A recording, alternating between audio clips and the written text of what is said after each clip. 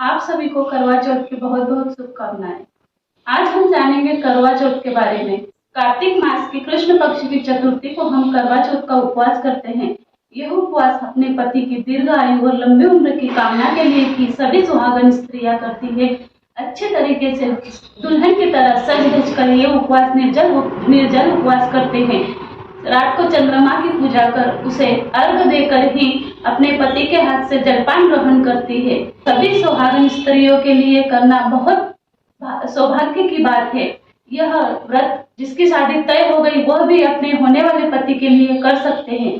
तो आज हम देखते हैं ये व्रत सबसे पहले किसने किया था और ये व्रत कैसे करते हैं। एक साहूकार था, उसके 7 बेटे थे और एक बेटी थी। वो सातों भाई अपनी बहन से बहुत प्यार करते थे, बहन के साथ में ही खाना खाते थे। एक दिन सातों भाई खाना खाने बैठे, उन्होंने अपनी बहन से कहा कि चलो बहन खाना खा लो। तो बहन ने कहा कि नहीं भाई, आज मेरा करवा चौथ का उपवास है। तो भाइयों ने मैं चांद देखने के बाद ही खाना खाऊंगी। तो भाइयों ने क्या किया, पास वाली पहाड़ी पर गए और एक पेड़ पर दीपक जलाया और छलनी में से अपनी बहन को दिखाया और कहा कि देखो बहन, चंद्रमा निकल आया। तो बहन ने अपनी भाभीयों से जाकर कहा कि भाभी देखो चंद्रमा निकल आया, चलो अपन खाना खा लेते हैं। तो भाभियां तो अपने पतियों की चालाकियां जानती ही थी। तो भाभियों ने कहा कि ये चंद्रमा तुम्हारे लिए निकला है, हमारे लिए नहीं।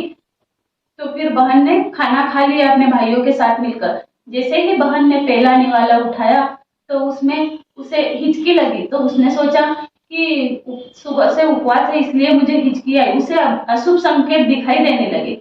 लेकिन फिर दूसरा निवाला लेने लगी तो उसमें बाल आया। जैसे ही बाल आया उसके ससुराल से संदेश आया कि तुम्हारे पति की तबीयत सीरियस है। तो माँ ने बेटी की जाने की तैयारी करी। तो जैसे ही माँ पेटी खोलने लगी उसमें से अशुभ संकेत माँ को भी दिखाई देने लगे। जब भी माँ साड़ियाँ निकालती तो या तो सफेद या तो काली साड़ी ही निकल रही थी। तो फिर बेटी ने कहा रहने दो माँ, मुझे लेट हो रहा है, मैं जाती हूँ। माँ ने कहा ठहरो, ये सोने का सिक्का लेती जाओ और रास्ते में जो भी मिले उसे प्रणाम करना और उसके पैर छूना, उसके आशीर्वाद लेना।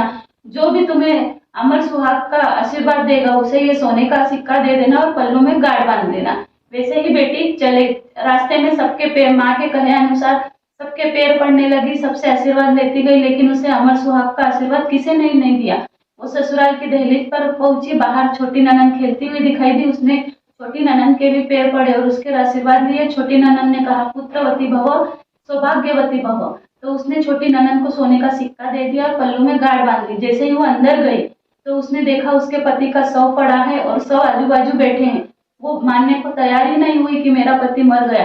जैसे ही सब लोग उसे अंतिम संस्कार के लिए जलाने के लिए ले गए तो वो भी साथ में गई और वहां पर सभी लोगों से बोलने लगी नहीं, मेरे पति को मत जलाओ, मेरा पति नहीं मरा, मेरा पति जिंदा है। तो सभी उसे पागल पागल कहने लगे कि पहले तो अपने पति को खा गई और अब जलाने नहीं दे रही।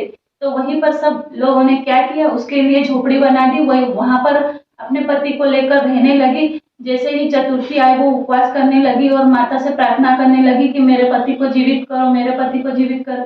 सभी करवा चौथ माता बोलने लगी हम क्या कर सकते हैं, कार्तिक माह की कृष्ण पक्ष की चतुर्थी से ही तुम वही माता के पैर पकड़ लेना और उनके पैर मत छोड़ना, उनसे ही तुम्हारी गलती तभी हुई थी, वही माँ तुम्हारी गलती सुधारेंगे। उसकी छोटी ननंद उसे रोज खाना देने आती थी। एक दिन उसकी ननंद खाना देने आई तो उसने कहा उसकी ननंद से कि कल तुम मेरे लिए सुहाग का जोड़ा, सभी सुहाग का सामान, अच्छे से लाल चूड़ियां, मेहंदी सब लेकर आना। तो फिर उसने ननंद ने माँ से जाकर कहा कि भाभी ने सुहाग का सामान मंगाया। तो उसकी माँ कहने लगी कि तेरी भाभी तो पागल है, साथ साथ तू भी क्या पागल हो गई है, फिर भी मैं तुझे दे दूंगी तो तू ले जाना। उसने अच्छे से वो पूरा सारा सुहाग का सामान पहना, सज धज के तैयार हुई। उसने चतुर्थी का निर्जला उपवास किया। जैसे ही पूजा करने गई तो उसने माँ आई तो उसने माँ के पैर पकड़ लिए और माँ के पैर ही नहीं छोड़े।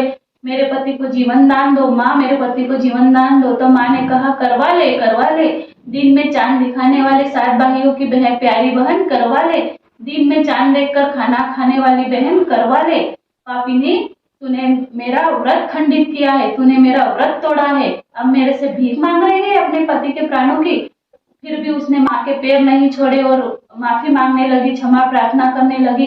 तभी माँ ने क्या आंखों से काजल निकाली, नाखूनों से नेल पेंट निकाली, हाथों से मेहंदी लगी निकाली और उसके पति को छिड़का दिया। जैसे ही उसके पति को छिड़का दिया, उसका पति जीवित हो गया। फिर और माँ ने आशीर्वाद दिया, उसकी झोपड़ी से महल बन गया। फिर उसकी बहन आई, महल को देखकर चौंक गई, फिर अंदर गई, उसने उसके भाई को जीवित देखा। फिर उसकी भाभी ने उससे कहा कि जाकर माँ को कहना कि तुम्हारा बेटा जीवित हो गया, बाजे गाजे के साथ हमें लेने आए। फिर उसने जाकर उसकी माँ से कहा, बेटी ने, कि माँ भाई जीवित हो गए, भाभी ने कहा है बैंड बाजे के साथ उन्हें लेने चलो। तो फिर माँ कहने लगी, तेरी भाभी के साथ तो तू भी पागल हो गई, फिर भी चलेंगे हम।